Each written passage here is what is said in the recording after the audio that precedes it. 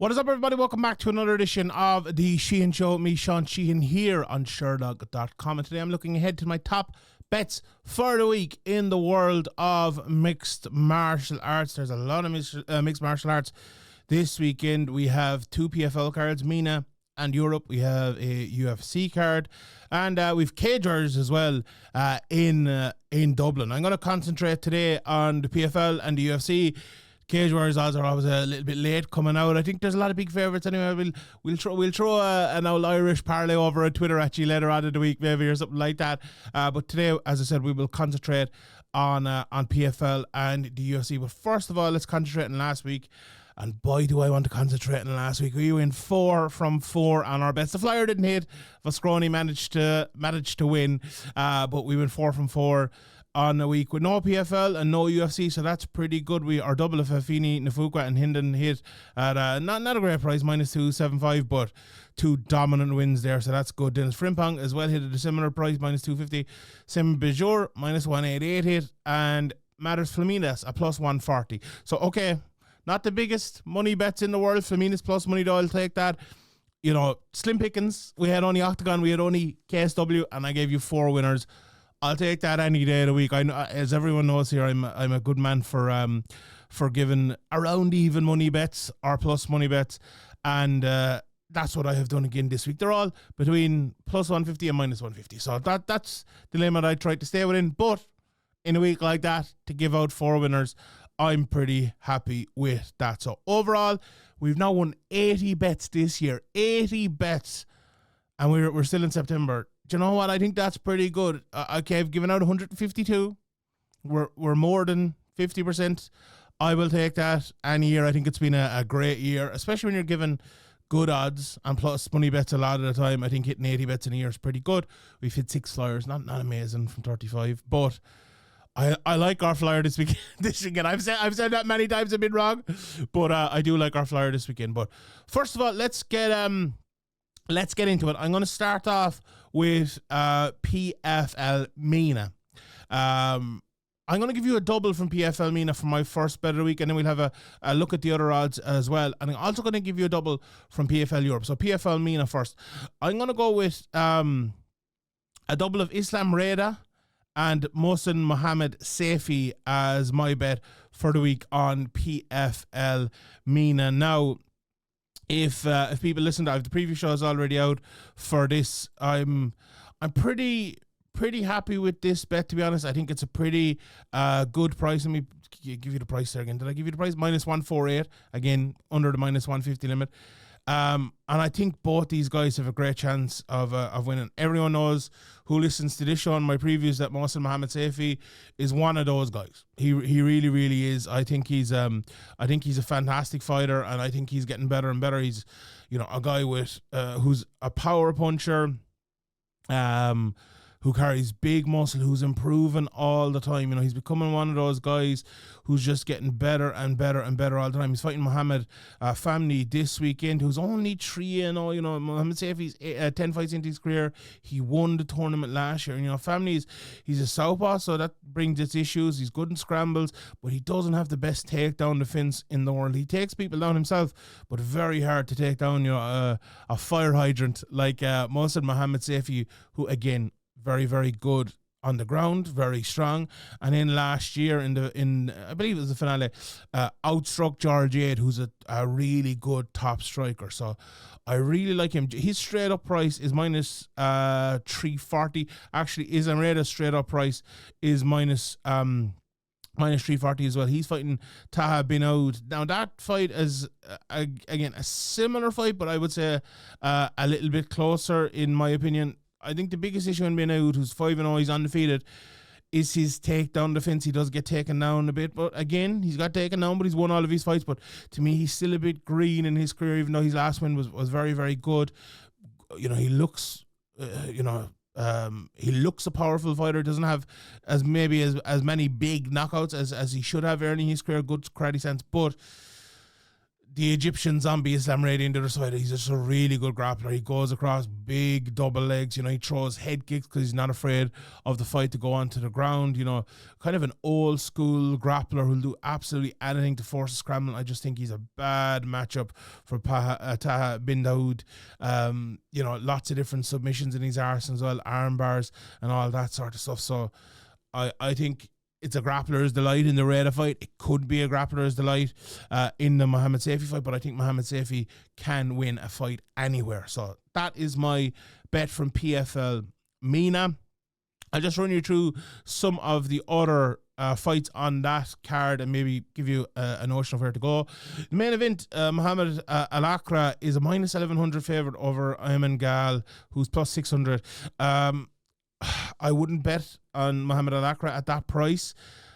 Would I bet on Galal at that price as a flyer? I probably would. Like, he has big power, but I think Al-Akra is a better all-around fighter. But at that price, I think Galal is dangerous enough to have a bet. I'd probably, if it was a little bit lower, I'd probably avoid it. But as a flyer, you know, if you want a fighter you never want to see again, it wouldn't be bad.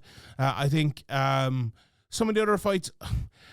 Sahul Tahiri is a big price, plus 230 against Hamley. Now, Hamley was very, very good in his last fight, and I do like him a lot. But Tahiri's a talented guy, but again, it's probably going to be a little bit of an advantage for Hamley there. Obviously, he's a big favourite. Same can be said for Bahrain Diani against Amir Fazli. One guy I like an awful lot is Norris Akbaz. He's fighting Mokhtar Benassi. Again, to me, that's a 50-50 enough fight, and Norris Abza is plus 172. So that is the one I'd probably look at. Yanis Gamori is a minus 250 favourite against Asim Ghanam. I think that's just about right. And the closest fight in Hussein Salem against Al-Darbani, plus 102 for Al-Darbani, Salem minus 130. Again, 50-50. I'd probably go for Al-Darbani on that, considering he's the plus money guy. So that's PFL MENA. Let's head to PFL Europe now, and I have a parlay from that too. Plus 103. I'm going for Jan Cieplowski and Kiya Sullivan. So Cieplowski, I was so impressed with him in his last outing. He's 9-0. He came into his first fight over in PFL Europe against Jean-Pierre Lopez. Just got him straight out of there in round one. In his fight before that, actually, he fought in FEN. And he fought this guy, Vitaly Yakimenko, who actually fought in KSW last week and won and looked really good. And he's a very, very good fighter. That was a split decision, but he won that fight. Again, stays undefeated.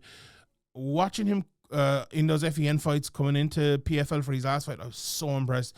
And he even went up a step in his last one. Now, Dean Garnett, again, is a step up. He was in maybe the best ever fight in the PFL. Was it? No, two fights ago against Lewis McGrennan. Look, he lost that fight, but he could have won it. Beat Thomas Granville in his last fight then. But I like the wrestling here. I like the all-around game of Cieplowski. Honestly, I think he's very, very good. And then Kiya Sullivan, look, she's fighting 0-0. She's fighting Maria Gudez 0-0. I'm taking a bit of a shot of in the dark in this one. But from what I've seen so far from her, obviously she's from Ireland, she has one of the best head kick knockouts of the last couple of years. She is an absolute beast. I've seen her fight live as an amateur. Her brother is a really good fighter. Her whole family, like, she comes from a family gym. She's been at this for years. She is primed and ready to make her pro debut. So throw her in there in the double with Cieplowski and you get plus 103. She's minus 210. Cieplowski is minus 265. So as I said, plus 103 there. Pretty good value, I think. Just the rest of PFL Europe. Anything else I'd throw at you there? The Hughes Van Steenis fight, I was surprised of the differential in that. Van Steenis is plus 220, Hughes minus 295. I would probably just favour Hughes, but Van Steenis to me looked really good last time out. I think that's a bit off. I'd probably have Hughes, maybe closer to, I'm looking at the Shivas Pacella fight here, minus 146 plus 114. That's the sort of line I would take in that. So I do think Hughes will win. So would I bet on Van Steenis at that price? Is it enough of a price to bet on him? Maybe not just there yet. As I said, Shivas Pacella, I'm surprised that Shivas is that sort of price, minus 146. I think he's a good win on that. The Derek Kelly Abdullayev fight, minus 670 plus 430. Now, since I did my preview, I talked to a couple of people about Abdullayev being off for a while, I know. But a lot of people telling me this guy's a very, very good fighter and he'll put it up to Dara Kelly. Now, I do think Kelly will still win. He's like one of the top prospects coming out of Ireland. He looks so good on the feet. Was he 9-0, I think? That price, a plus 430. You're taking a shot in the dark. Look, he's a guy who's been off for 2 years. Has he been injured? What's the story with him? Not too sure, but he's a very well-rounded fighter. Like, so is Dara. Could it be a fight that's more 50-50, or 60-40 maybe towards Dara, and you're taking a shot at plus 430? Maybe. Like, if I was betting straight up, I'd bet Dara, no doubt about it. But again, that's an interesting price there. Mark Ewan is a bit of a big favourite for me again, but I like him. He's minus 330.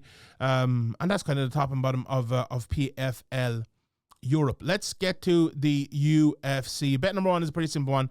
Main event, Ulberg to win by KO TKO at minus 122. I really like that price, to be honest. I think the betting line is a bit off in this one as well. Like, he's minus 250 over Dominic Reyes. Dominic Reyes plus 210. I'm not completely buying the comeback of Dominic Reyes. He did a great job winning his last 3 fights.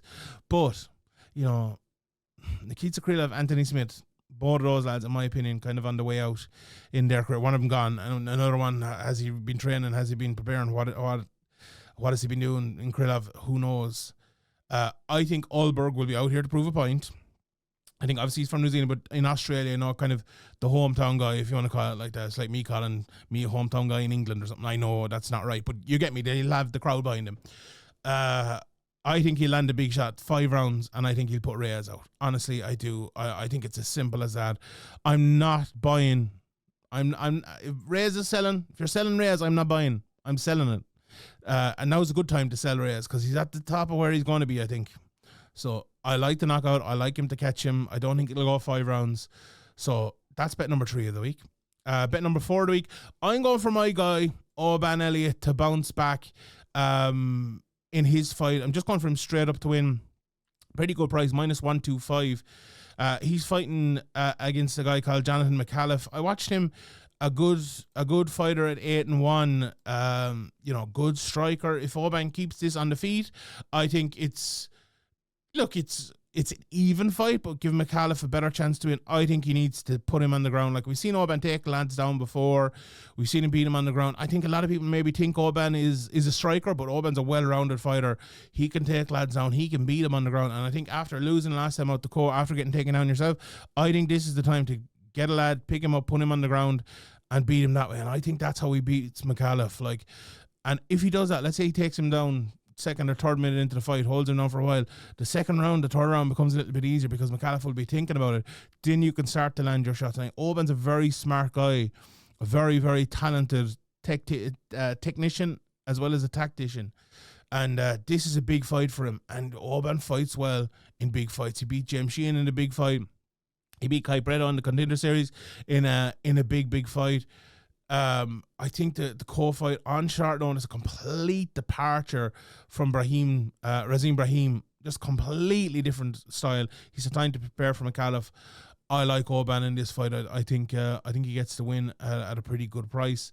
And in the flyer of the week, again, I like this flyer. I'm going for Neil Magny to win by decision at plus 700. I could not believe this when I saw he was plus 700. He's fighting Jake Matthews. Now, again, I'm doing a bit of the Dominic Reyes here on Jake Matthews. He's won his last 3 in a row. Prado, Injaquani. The Injaquani win, very, very good win. But he caught him early. He beat him early. To me, Jake Matthews is the most hot and cold fighter in the world. Losing to Michael Morales, nothing wrong with that. But he lost to Matthew Schmellesberger, lost to Anthony Martin, lost to Andrew Holbrook, James Vick. There's just Kevin Lee's thrown in there as well. Sean Brady, Michael Morales, lose to good guys as well. But I think he's one of those guys that, again, blows hot and cold. Has he ever won more than 3 fights in a row in the UFC? He hasn't. He's won 3 fights in a row at the moment. I think this is where it ends. Like Neil Magny, again, you could have said at 38 years of age, after losing to Morales and Paraches, that this might be the end for him. But he came back, beat Alexei Zaleski. I think that'll give him a little bit of hope again. Like, he beat Mike Malott in January 2024. It's not that long ago. Like, Mike Malott, Jake Matthews, similar enough type of fighters in many different ways.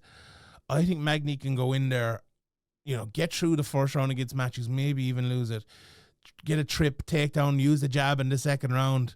Like, I think, I could see this fight starting, and maybe this is even the start of the fight. I don't know if you can bet props in the middle of it, but like, he loses the first round, then you bet Magny to win by decision. It could be plus 1,500 or something like that. I could see it being that sort of fight, but I like Magny. Like, again, it's a flyer. We all know it's a flyer, but I think if I'm thinking what's going to be the outcome of this fight, no matter what, just predicting, forget about the betting, I think Matthews by a submission and Magny via decision are my two ways to go. I was looking at Matthews via submission plus 360. Again, I was thinking about that as my flyer. I went for the bigger one. I went plus 700 for Magny via decision. All right, everyone. Those are the bets for the week. Let's recap them again. From PFL MENA, the parlay minus 148 of Reda and Mohammadseifi. The parlay on PFL Europe are plus 103 for Cieplowski and Kiya Sullivan at plus 103. Ulberg to get the knockout at minus 122.